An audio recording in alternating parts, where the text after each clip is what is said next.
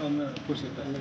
ಈಗ ಆಲ್ರೆಡಿ ನಾವು F R ಮಾಡ್ಕೊಂಡಿದ್ದೀವಿ ಸರ್, ಅನುಮಾನಾಸ್ಪದ ಅಂತೇಳಿ ಎಫ್ ಆರ್ ಮಾಡಿ ಮತ್ತು ಆಮೇಲೆ ನಾವು CBIಗೆ ಹೆಣ ಶವವನ್ನು ಮುಂದಿಟ್ಟು ಇದನ್ನು ಎಫ್ ಆರ್ ಮಾಡಿ ಅವರೇ ಕೊಲೆ ಮಾಡಿದ್ರು.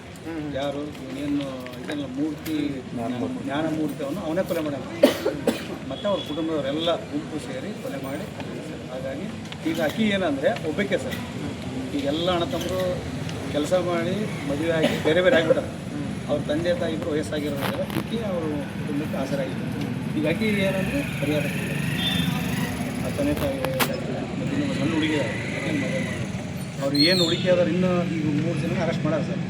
ಅವ್ರ ಮನೆಗಿರೋರು ಇನ್ನು 5 ಜನ ಇದ್ದಾರೆ ಸರ್. ಎಲ್ಲರೂ ಸೇರಿ ಅವ್ರದ್ದು ಹೆಸರು ಬಂದಿರ್ತಾರೆ.